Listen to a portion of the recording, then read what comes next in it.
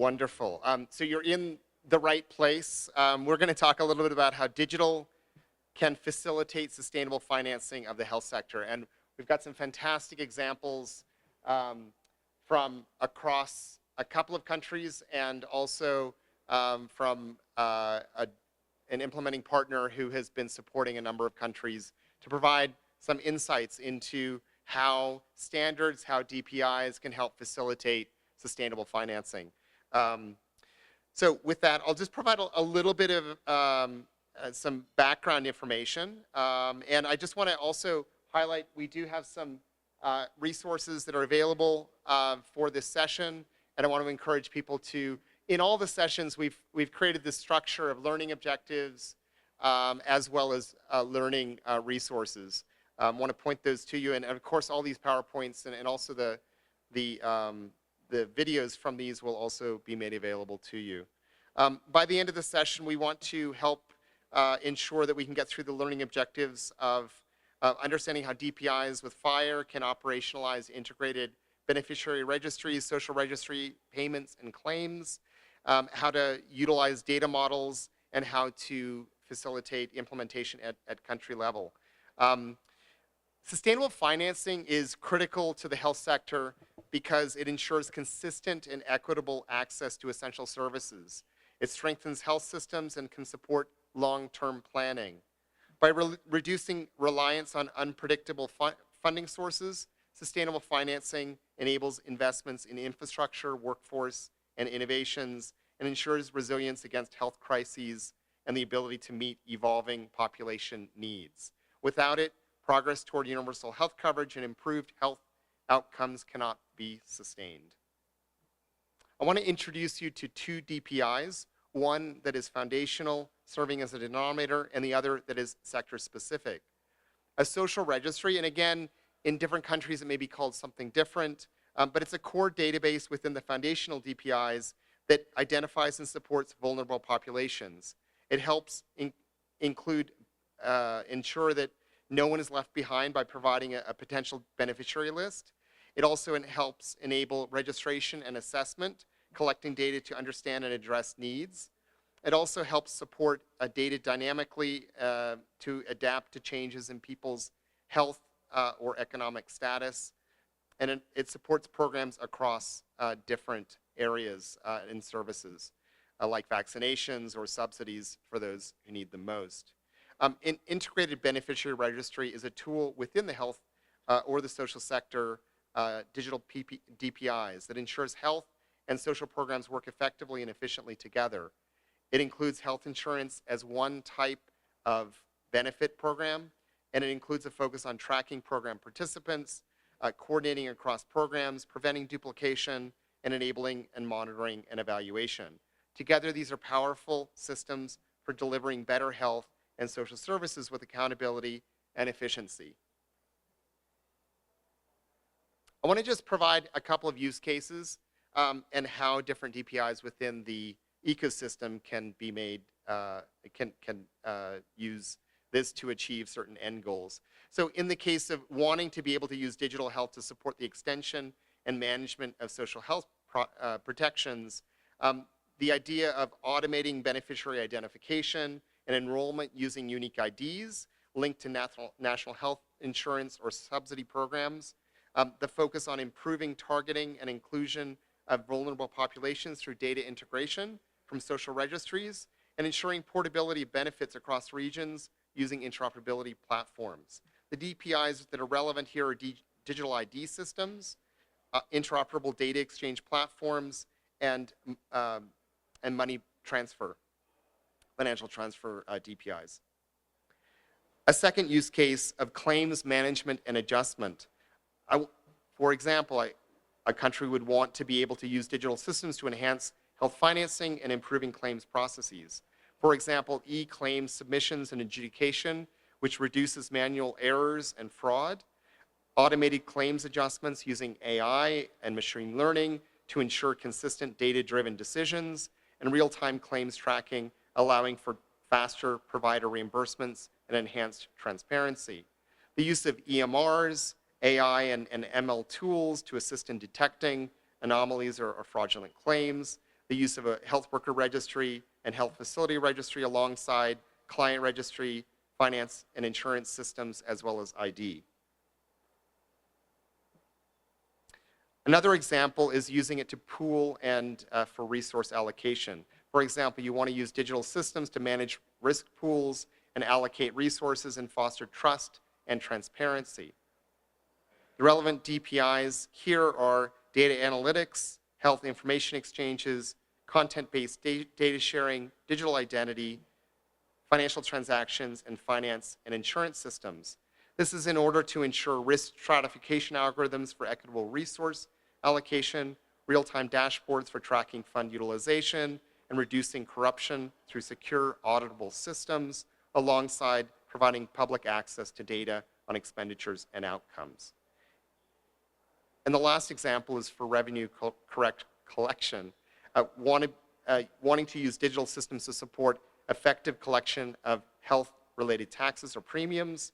And the DPIs here are digital identity, financial transactions, finance and insurance systems, client registries, for the uses of digital payment, integration with national financial systems to ensure timely collection and also reducing leakages.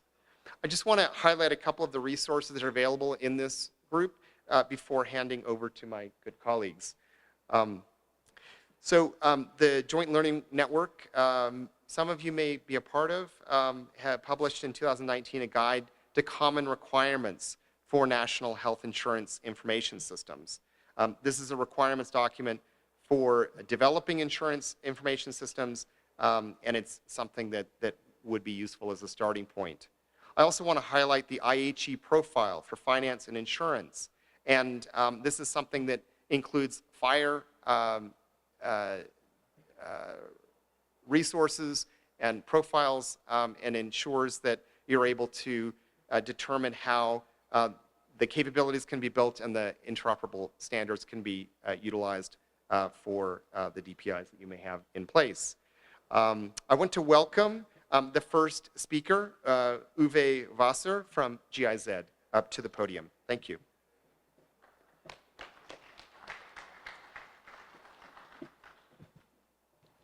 Let me try this one first.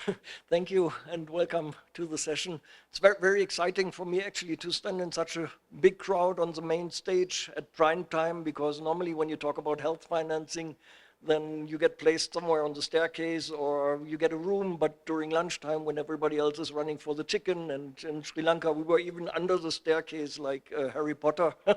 And so it's good really to have that audience, because the topic is quite important. Let's face it, we're not sexy.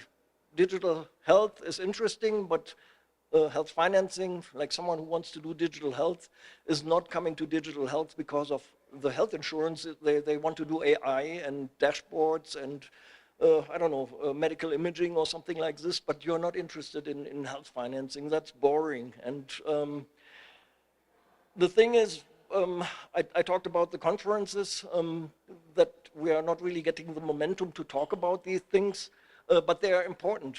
And the other thing that I'm seeing in conferences is when the conference ends, I'm checking out of the hotel, then people approach me, you're doing e-claims? We need that. When can we talk? And I'm leaving for the airport. We could have had all week. So people, please, we have like 3 more days with the GDHF. If you want to talk about e-claims and all those things, we are still there. And don't wait for the hotel checkout.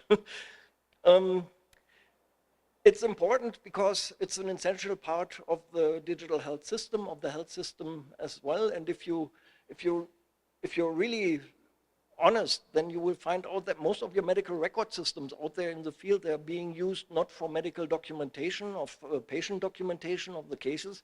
Most of them, they are being used to track the outpatient contributions of the patients to the hospitals. Nothing else. And the financial part is driving systems. So what we want to do now is look a bit at the delivery chain of a social protection health insurance system. And I think it's necessary to look at the full cycle from intake of the beneficiaries, like registration, enrollment in a social protection program, moving across service delivery, patients hitting the hospital, getting services, and then hospitals sending hospital claims to the insurance company that need to be evaluated, and then payments need to be effectuated. You can start that with enrolling beneficiaries, and most donors like to do that, like enroll 5 million beneficiaries in the program, and we have our coverage figures, and that's very nice.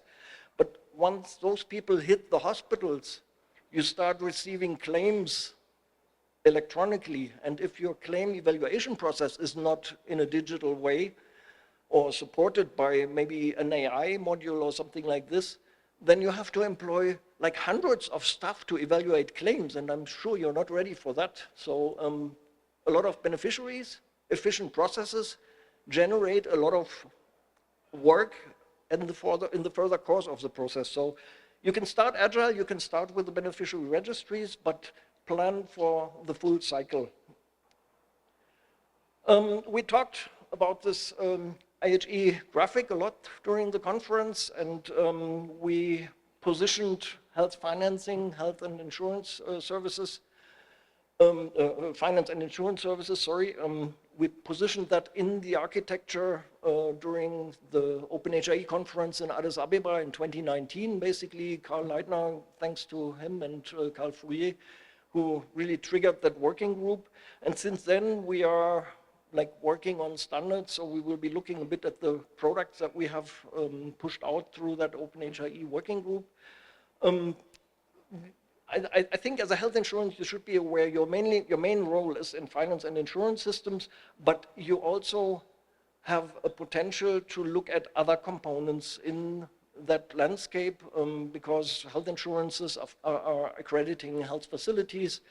In my own country, health insurances are managing the national patient ID, and health insurances, they have a catalog of drugs which they pay for, and so there's a potential for other registry services as well in the health insurance, but we're mainly looking at the finance and insurance part here. I've come with a country example from Nepal. They have installed a software that I am part of the developers committee for, like an open source software. Not giving the name here, we want to be product independent, of course. And they have installed a national health insurance for the informal sector on the one hand, and then another national health insurance scheme for the formal sector, and an accident injury scheme also as a social protection scheme. And I want to not go into the details of the slides. You will have the slides in the folders. I just want to go into the interoperability scenarios that they have identified and put into practice in Nepal. So you will see they have placed the software on the icon of the health insurance, and then they are connecting to a lot of other systems. So you will see the health information system, DHIS2, there's a link. Then you will see there's a client registry, facility registry that they have developed themselves. There are links.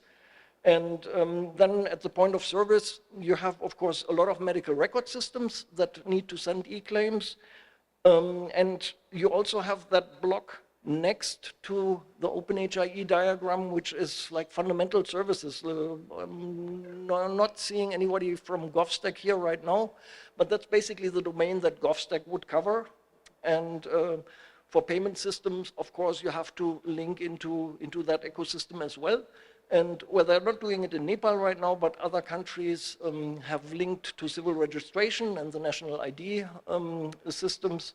At the bottom of the slide, you will find a link where you can click into a presentation that we have done earlier this year in the OpenHIE network with a few more country examples, and you can find them there. The interesting thing about the Nepal example is really the formal sector scheme, where they have set up that insurance, and they knew that the interoperability was there. We have tried it with a few hospitals in the other scheme first. And now for the formal sector scheme, the government has said, okay, let's do e-claims. They told the hospitals, you're not getting paid if you're not sending your bill through an e-claim to that insurance software. And I tell you, within 2 months all the local hospital record system providers have equipped their systems with APIs, FHIR APIs, to send e-claims to the main insurance system. So as soon as you give guidance, the IT part is not something that really takes a long time. It's very easy. Yeah, let's then go into the practical part. 5 steps to how to get there. 5 steps mainly because I have 5 fingers on my hand, and but that coincides with the number of artifacts basically that we have produced in that OpenHIE working group. I will not talk about like defining health insurance schemes or something like this, whether it's like a contributory system or something that is subsidized by the government or voucher systems. We don't want to look at that. You need to define that before you start the digitalization process. That's a political thing, and that's not in my scope now. I will not read through the steps now. We will have 1 slide per step, so let's just jump into it. First step, define the business processes, do a business analysis. Which activities need IT support? I tell you, most of them do, because you shouldn't have a lot of manual processes left after you start the process, the digitalization process. Look at workflows, tasks, actors, who is doing what are the inputs, what are the outputs. And there's a good start. I think, I'm not sure, it looked different what Garrett just showed, but I have the suspicion it's the same document that I'm showing right now with a different title. That's a very nice collection of business processes that were analyzed in a workshop in 2011, I think. There were inputs from Kenya and also from the Philippines, and they have set up a nice grid of business processes that are typically in health insurances and where you need to support them with IT things. And we are basically taking this as a basis for the further work that we have done. So you find links to the report, all of that. There's an online version which we have secured into our wiki. You can browse through those things. When you find that presentation, please follow those links. And the next step would be identifying your interoperability scenarios. So you have the green bubbles, that's of course your finance and insurance system, but then there are a lot of other components which you have seen from the Nepal example. You have to define in your country, do you have a facility registry that you can link to? Do you have a drug registry that you can link to? If you don't have that, don't hesitate to be a leader as a health insurance organization and initiate that. I said you have normative power. You are the ones paying out the money, and you are the ones that can basically define standards, and you are the ones who can also then run a facility register if that's not yet present in a country. So yeah, just you can orient yourself at the OpenHIE components. There's a list, there's a link to the list of OpenHIE components and the definitions, specifications of those components in the OpenHIE wiki. So please follow that. Next step would be look at the data exchange workflows. Once you have identified the system components, now you have to see what are they really doing. Like I've put the simple example here of e-claiming. A hospital sends an e-claim to the financial and insurance system. The insurance organization, of course, does the evaluation and then sends back the result to the hospital, and at the same time sends a payment request to the payment layer, and that you have to draw out. So here's an example of what we have done in OpenHIE. We have come up with this workflow. The link to that is at the bottom. And this basically served as a starting point for IHE to come up with a profile on finance and insurance services. So basically, I'm not sure, Luke is maybe not in the room, or Dragos is there. We basically took those things, proposed them to IHE and said, look, guys, you don't have that standard yet. Basically, it was Carl's idea again. You don't have that standard yet. Isn't that interesting for you to create a profile out of it? And that's what we have done over the last year, and it was published 2 weeks ago, I think. So if you click at the bottom link, that's where you will find that standard. And then step 4, once you have defined the workflows, look at the data items that you need to exchange. There are standards for that. We are looking at FHIR mainly. And there we are like, you need to define how to represent the beneficiary, how to structure a claim, and how to structure the payment notices to the payment layer. Yeah, you would basically start by looking at FHIR standards for the financial module. The financial module has a bit of a problem that it is not yet very stable, so it's still in the status of informative. I checked that for release 4, and I don't know, is this touchscreen?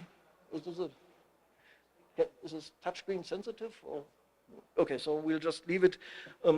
There's a release 5 now. They have a lot of additions that they have done in 5, and it's still informative. So in release 6, I'm expecting even more changes, but they are backwards compatible, so you can still start building on that.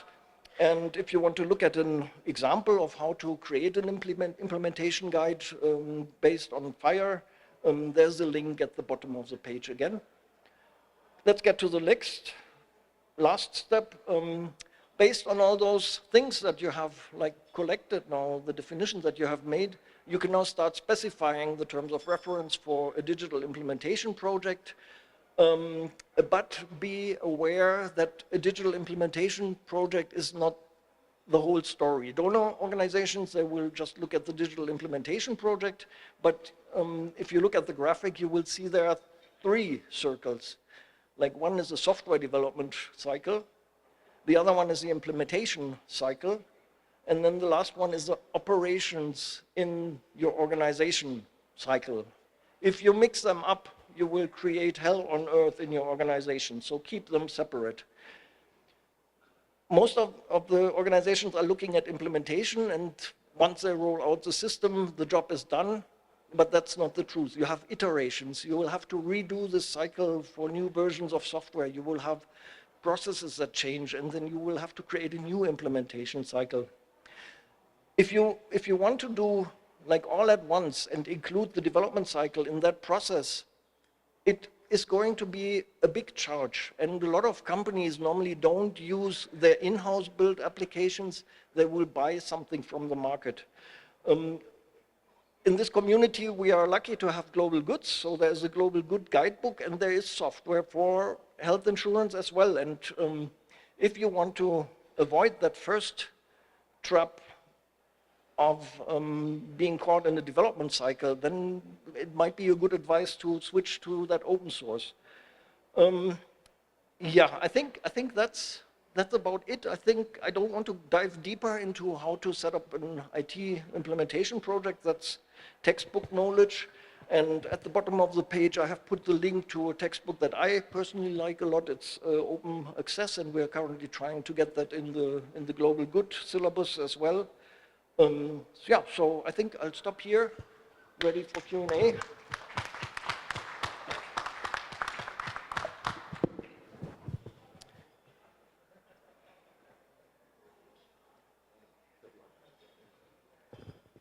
Thank you so much. I just want to ask a raise of hands. How many people are in countries trying to pursue health financing and transactions using digital?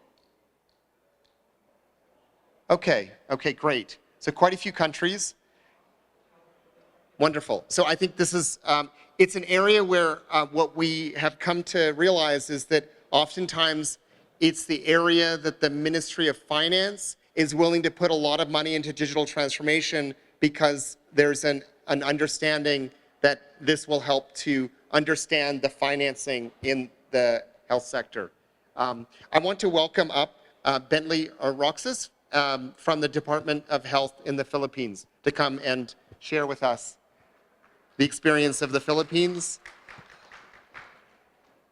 alongside his colleague, Cherry. Excuse me, Cherry.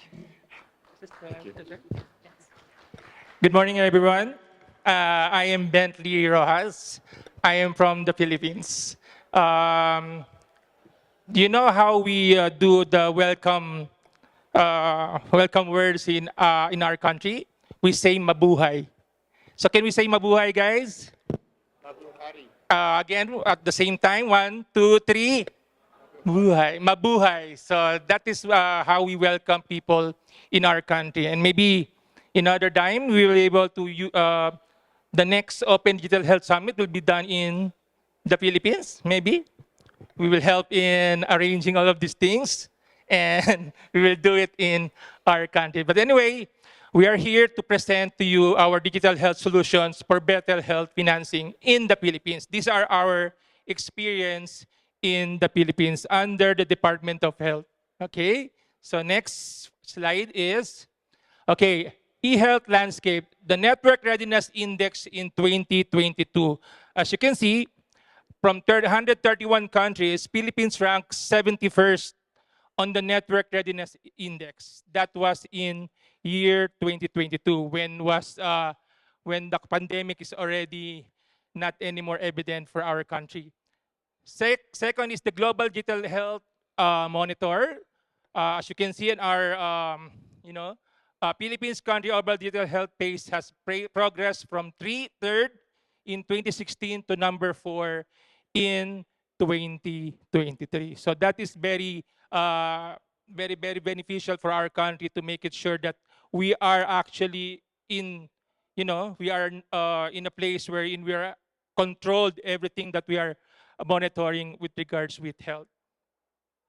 Next is the Republic Act number 11223. Now, that is very important that this law was passed. It's called the Republic Act 11223, Health Information System. All health services providers and insurers shall each maintain a health information system consisting of enterprise resource planning, human resource information, electronic health records, and electronic prescription log consistent with DOH standards, our department, which shall be electronically uploaded on a regular basis through interoperable systems, provided that the health information system shall be developed and funded by the DOH and the PhilHealth.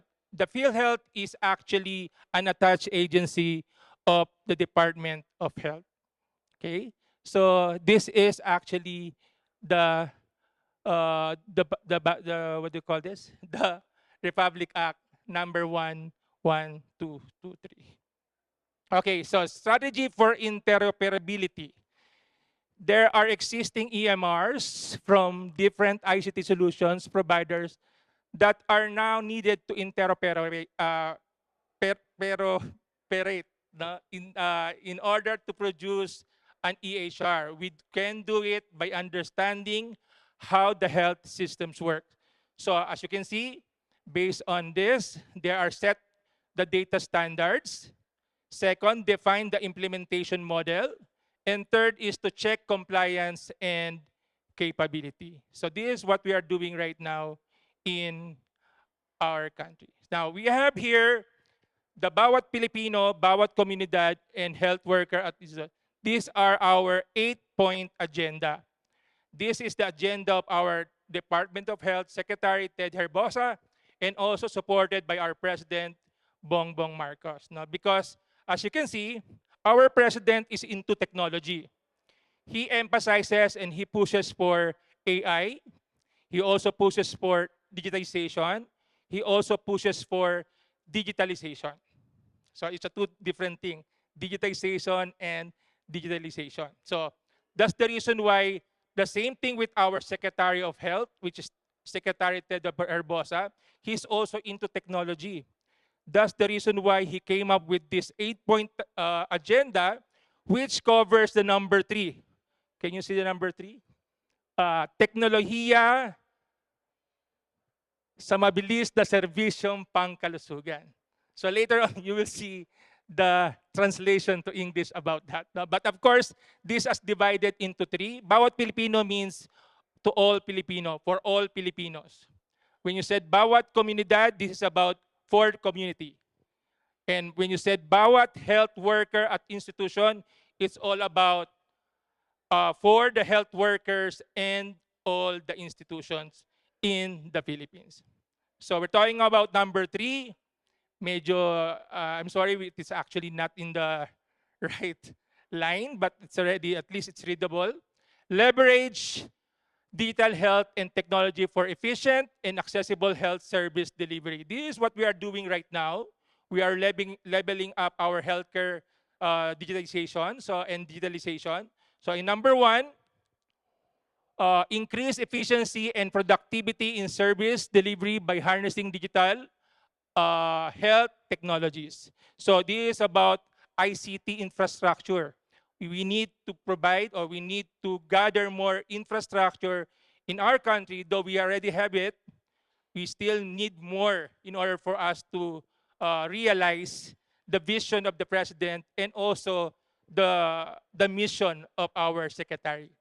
Number two, streamline administrative processes and data management in the DOH and the health sectors through improvement benefit payment processing, to leveraging data services and innovative technologies. And number four, that is engage the private sector in the digitalization initiatives in health work. Okay, in health. That's all. So that is the strategic intervention of the leverage digital health and technology for efficient and accessible health service delivery. Okay, what is NHDR? Okay, this is what we have in our country. National Health Data Repository.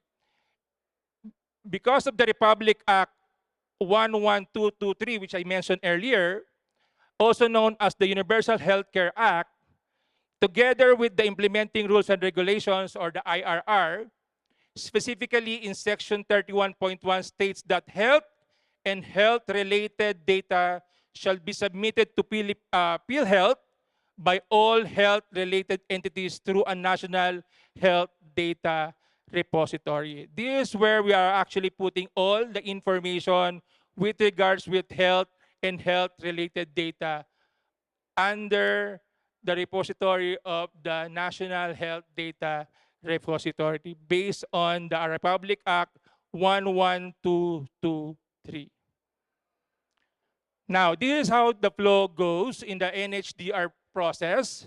First is we have the source, which is the health facility, the EMR, wherein the data submission is being done on the first one. Then after the data is being done, it will be processed.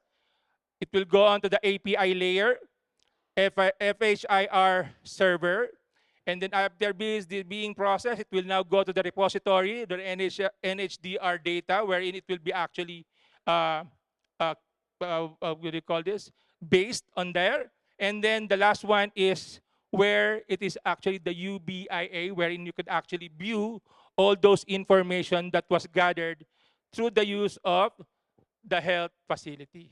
And that is for the data or the NHDR process flow.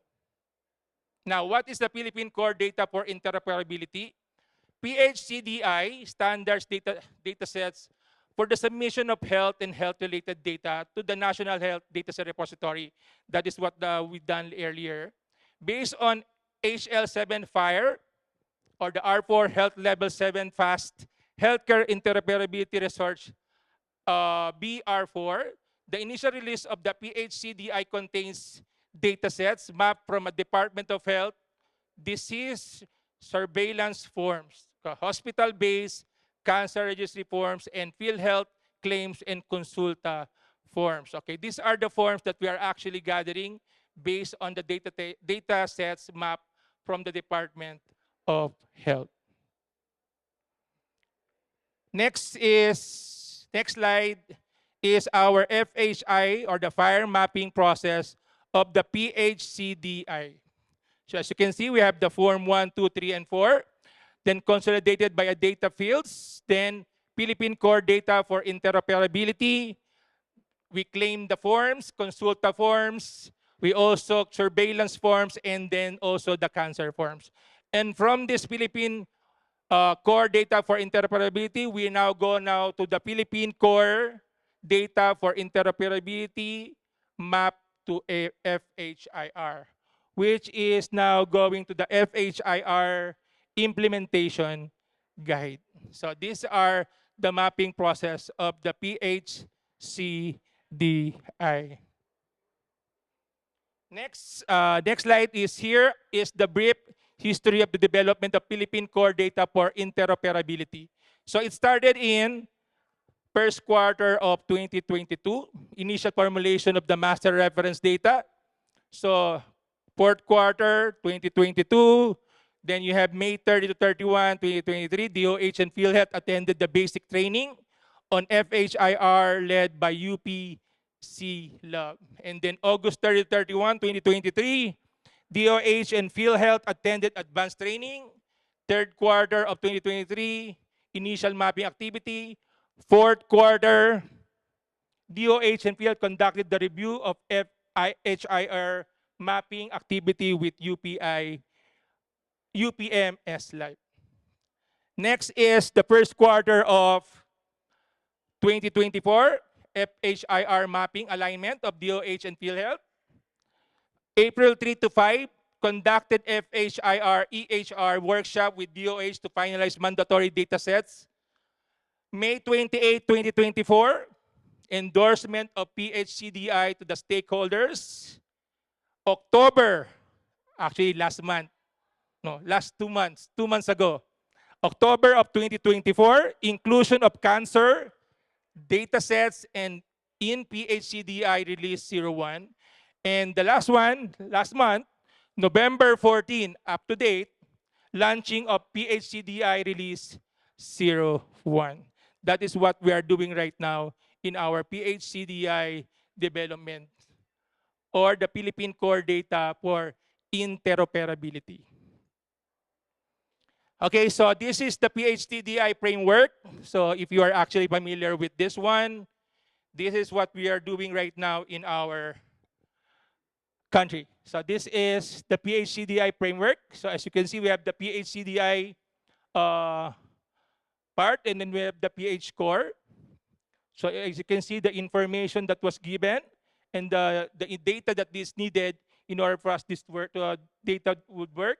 Then we have the surveillance.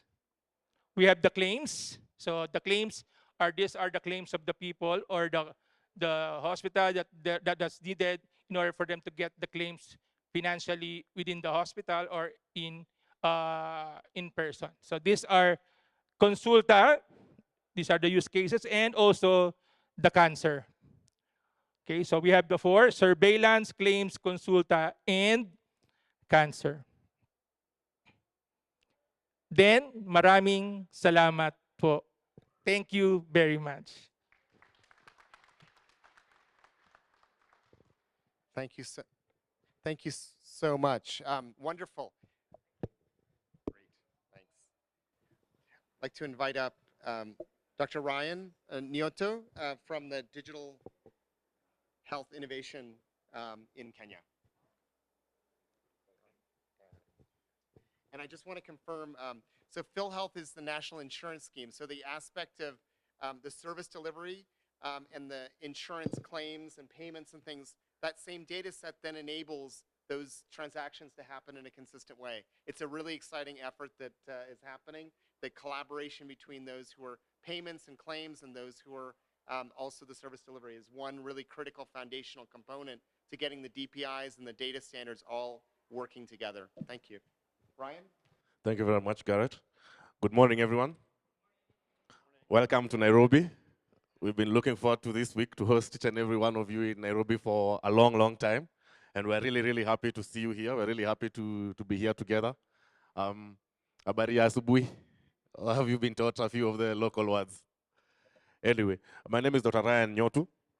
I've worked with the Government Ministry of Health, Kenya, for the last few years in supporting the architecture implementation of the Kenya Digital Health Superhighway, and that is what I'm going to be speaking about.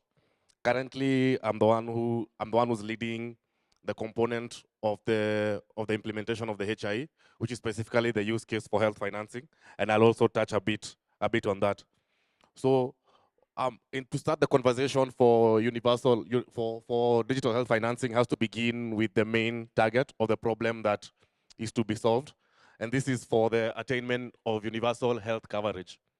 This has been this has been a promise that's been given by government after government, and it's a one thing I can say that the Kenyan government has not stopped trying to achieve, and this time a different approach is being taken.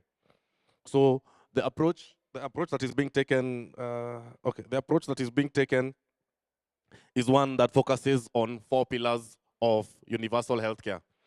This is the first one that it looks at. It looks at what do we need to achieve this? We need first to streamline our health financing. Health financing is the single most important component that has been identified as under the Kenyan UHC agenda. The second one is streamlining human resources for health. This means that when a client comes to a health facility in Kenya, they should be able to find the qualified and properly incentivized human resource at the facility. And then the other one is commodity security. For all these things to occur, digital health has been identified as one of the backbones that is going to link all this to bring them to reality. However, this was the first rationale that we were looking at in terms of digital health being used to support the others. But what we have seen is, as we've moved to implement, we've discovered that just by that integration, just by putting digital health there, we find a way to cover the costs that are involved in digital health. So in the Health Act of 2017, the Ministry of Health set out to implement a comprehensive integrated digital health information system. This act also later on goes to identify digital health services as health services which can be offered under the law, and this is the first time we see the definition of digital health entering the sector. Shortly after that, in 2020, we did an analysis of our market, and we were looking at, we conducted a social network analysis of collaborations within digital health from the year 2001 to the year 2018. And here we're interested to understand who is doing what, where in Kenya, and why is this network this way. When we looked at it, one of the interesting things we found is that this sector is very vibrant. The Kenyan sector is very vibrant in terms of implementation of digital health. It is not a lack of technology situation that we face here. The challenge is it's a very fragmented kind of situation where you have some nodes being the very big ones. The second question we asked is, why is this structure like this? Why is it that this is a pattern of how people are able to come and collaborate? And one of the things that was found was the main reason why this network is like this, one of the main reasons for why people choose to work with particular people is simply because of financing. So I will partner with the different organizations because either they have proximity to a donor or we've worked previously together and won a grant together, but this is what kind of led to this conversation. So health financing has always had a very, very deep influence in how we've been implementing digital health locally. So if the problem is how do we streamline the sector, then that means that when we ask the question for which is the best model for us to be able to solve this, the model that was arrived at was this image that I'm sure by now, for the last 2 days, I'm sure we've seen it enough, so I won't spend too much time here. I'll immediately just go into the implementation component of it. So this is the model that we're looking at how the digital health will be implemented in Kenya. So this is a component where we have a central a health information exchange, which is a transaction management bus together with the source of truth registries at the center. And the registries are in 2 components. We have the static registries and we have the dynamic registries. So the static registries are the ones that don't change with any encounter every kind of the patient happens. So here we have our national facility registry, which is live and currently running. We have the household registry, which is based off of the client registry. We have the healthcare worker registry. And then the others, the community registry, the tariffs and guidelines registries are also in development. On the other side, every time a patient has an encounter within a facility, we have some records that are always being updated. So we have, for example, the main use cases that are being deployed from that HIE is in terms of logistics management information services. This is to deal with the commodities. And then we also have now the claims and the payer systems. So the claims and the payer systems, all of which write to the national SHR. This allows us to digitize all the way from level 1 using the e-community health information system, which I'm sure also some my colleagues have also been able to discuss about, all the way to the level 2, level 3, level 4, which is a primary care network, and then to the higher facilities. So all this is on the backdrop of a framework. of a legal framework. And the legal framework, the one I want to just focus on mostly, is the Digital Health Act and what we call the Facility Improvement Fund. And let me just skip a bit and just talk about what is the structure of the system that is being paid, the health financing system. So we have the HIE, which I've described, which is a source of truth registries. So all systems, all HMIS systems, and even facilities that don't have HMIS will be able to have access to a provider portal, which is all linked to the HIE through the transaction management bus. So this means that, well, from the journey of a patient, once a patient in Kenya starts their journey, they begin their journey by hitting first the beneficiary management system. Part of the Kenyan beneficiary management system is called Afyangu, available on afyangu.go.ke. So this is where they're able to maintain a lot of their data. This is where they're able to understand and do their different tests that assess how much a household is supposed to contribute. Once they do this data, all of it is pushed or pulled into and held as part of the client data in the as a component that populates the patient's client registry. That populates the patient in the client registry. So we're able to know at any one time what is the contribution status of this patient. Are they unemployed? Are they being paid for by the government? Or are they paying for themselves? And this is where the data is able to be pulled through.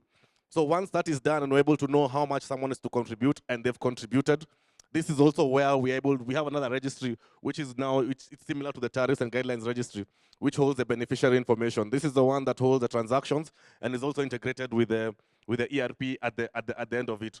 So all this information is pulled through our transaction management bus, which is now our post office, which is the main area upon which FHIR is implemented across the whole system. So the provider portal or any other system will send, when the patient goes to the facility, the first thing they'll hit is either the provider portal or the HMIS. These ones will just ask them 3 questions. The first question to ask them is, who are you? Are you a Kenyan? Bounce to the health facility registry, bounce to the client registry, verify that this person is registered, verify that they're Kenyan, and this is being verified against data in the National Registration Bureau. Then this comes back, the second question it asks is, are you really who you say you are? So this is where now we're able to pull biometrics or just, in case of no biometrics, we're able to do OTP to verify identity of a person. Once this is done, then we check the eligibility. Here we're also able to push through the transaction bus and the HIE information about the payment, how up to date are they and what benefits are they available. Then once that is done, they're able to now start their journey and push their claim, which goes to the transaction management bus through to the payer application, where we have the adjudication systems, we have the error, fraud, waste, and abuse systems, which once passes the rules, goes to the SHAR enterprise resource planning, the ERP system that is able to transact payment, integrate with the bank, feed down that information back to the beneficiary system to just update the record of the patient. All the while, all this is surrounded and being run by a payment reconciliation system, which at any one time is always updating the different registries. So this is the first use case we have for the HIE. It would not be possible if the investment in the HIE had not gone fast. This is not something you can do when this server just sits within the health financing entity as it was before. Interestingly, is the ERP also allows us to implement now the Facility Improvement Fund Act. This is one of the 4 UHC acts that have been implemented, which means that if I get services in Facility A, that facility, all the revenue, all the money they make, it has to go back 100% to that facility. So this facility can be able to improve their services and do different things. So even how the accounts are set up on that side, they're set up in line with the facility improvement fund. So that means that all funds will go back to the facility to improve their service delivery. What this does is it means at any one time, facilities are going to be incentivized to offer better and better services, and the more services they offer, the more money they're able to generate, and the more they're able to generate, the more it's a model which funds this whole enterprise of this system.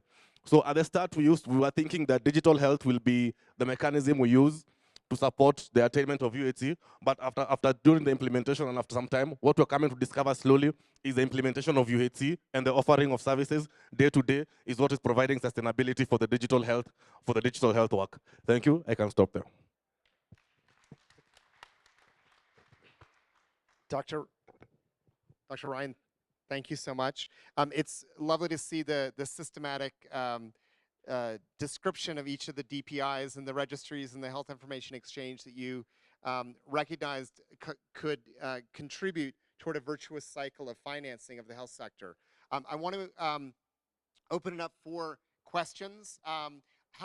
Just again, how many of you are trying to get to sustainable financing in the health sector? Sustainable financing in the health sector. Sustainable finance, really? There's a lot more people, I would assume.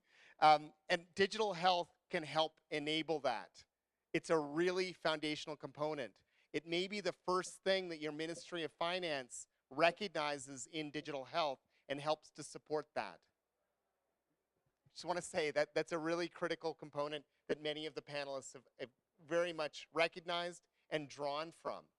Let's open it up to questions from the audience. And I see there's a microphone going around. Who has questions for any of the audience members or reflections that you'd like to share? So my question is for Philippines. I'm curious, how were you guys able to make that integration? Do you have in-house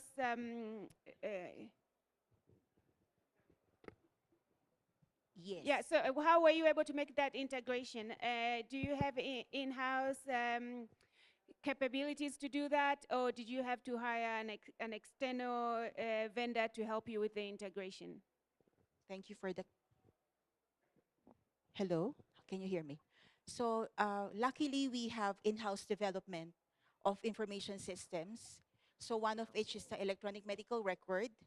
We do have, can you hear me? Am I audible? No. Hello? Yeah, this one. Yeah. Hello. Yes, we are doing our systems in-house. So it's if you have seen the discussion earlier, we set the standard, we define the model, and we validate. So we are deploying information system to our government facilities because we have one system that is can be used by these facilities. And with PhilHealth, they also have an in-house development. So we are closely collaborating with them. So we are the source of the data, and the data that is being captured in the EMR are the ones being sent for reimbursement for claims processing. Thank you. There's a question in the back.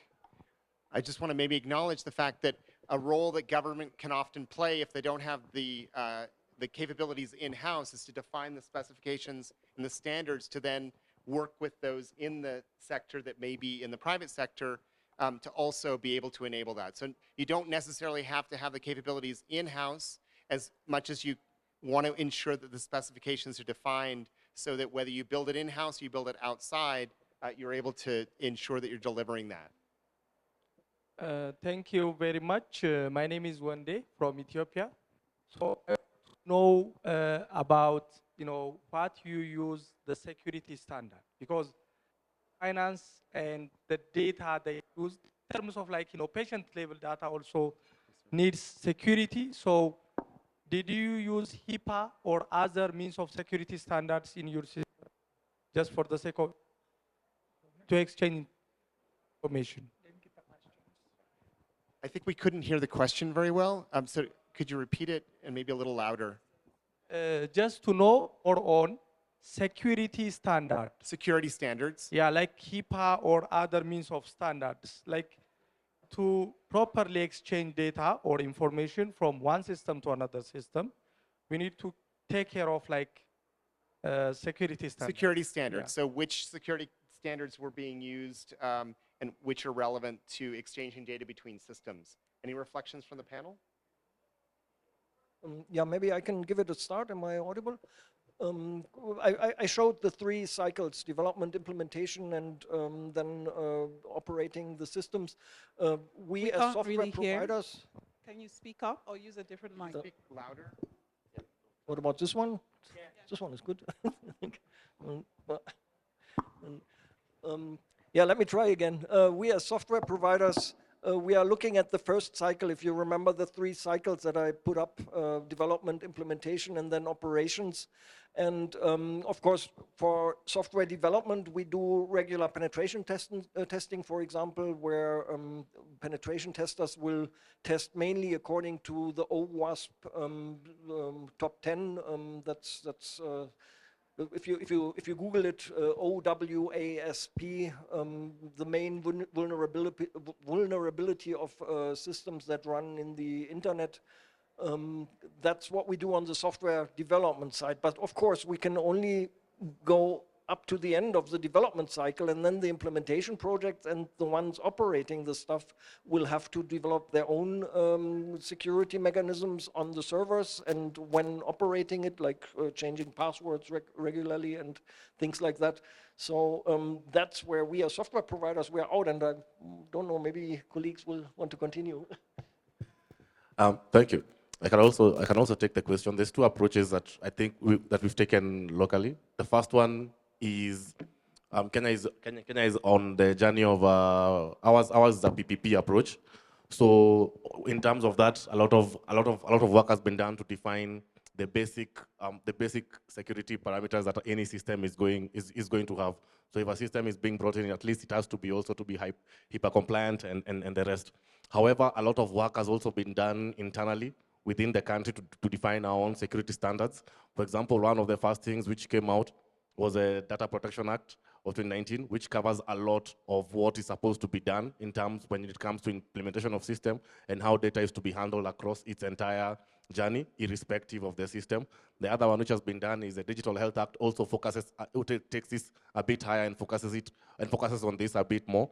And then the final one, which is there, is another act called the Computer Misuse and Cyber Crimes Act, which also now defines digital public infrastructure and what the security parameters are supposed to be like for this. So the task of the implementers, as you're saying, is to understand all these laws and make sure that your implementation is aligned to this. At the end of this year, or at the end of September next year, there'll also be the rollout of the certification framework by the Ministry of Health. The certification framework will also be one of the things they look at is a security component of each and every individual system, and whether they attain this. And if you don't attain this standard, you will not be allowed to access the digital superhighway. Like any other system, a security feature is a requirement, especially right now, because of the hacking incident and everything. No?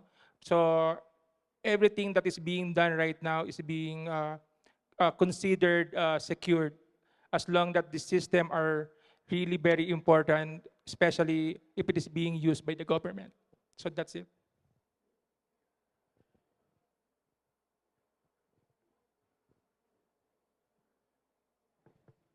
Great. I think we have time for one more question, and then we're going to pause for break. Thank you. Charlie again. I just wanted to maybe be a little bit practical.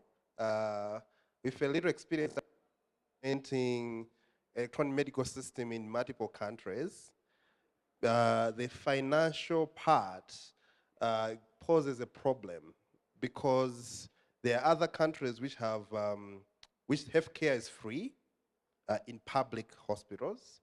So billing is not part of the hospital workflow. There are other countries where healthcare is subsidized, so there is a workflow where a person has to pay some subsidized fee. Where it comes in a problem is their insurance players who goes to the same hospital, either brings in a form or brings in a digital system, which is totally separate from a public system. And then at the end, you end up having fragmented data. The other point is that then the hospital administration brings in a corporate package like Sage or an ERP for administration and finance, and they really focus on pharmacy and also claims and so on, which is totally different from the public system. And mostly in most of the countries, the integration is difficult. And I don't know with, I know Kenya, Philippines, and Indonesia, if you have those challenges and how are you addressing pertaining to the integration and e-claims? Over. Yeah, thank you. That's a very interesting question. It's a very interesting question. I like it. Let me answer it this way. For us, we face similar challenges, identical. But one of the things we've had to realize is where are you defining conversations from? For example, we also have many facilities where care is free. There is no billing at that component, but it doesn't mean it's free. Government is still paying, is still paying for it.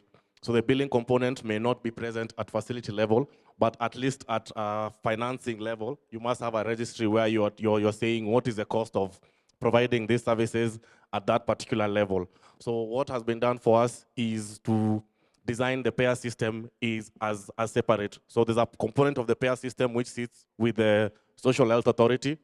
That one deals mostly with claims adjudication and payment of claims.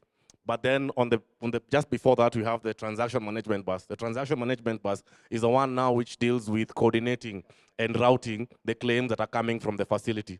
So if a patient is still in a facility, whether or not they are charged at the facility, there is a payer at the center who will have to pay for that. Be it a private insurer, be it someone else. When that claim comes there, that is where the engine is able to direct the payment to that person directly. And this is able to control the issue of the forms at the facility level. So at the point of facility, all the patient engages with is they come with a national identification, present it, receive services, and go. All the other logistics and sorting out the logistics are now handled at a higher level, where we have a component of the financial system sitting within the Digital Health Authority and another component sitting within the Social Health Authority. And this allows us to be able to work with all the insurance players. I don't know how it's been done in other places. I'm afraid we're going to have to pause with the answers, just in part because we've got to shift into the next section. I just want to say thank you to all the panelists for such a rich and rewarding session, which hopefully will help to sustain financing in the health sector alongside and have digital amplify that. So thanks, everyone.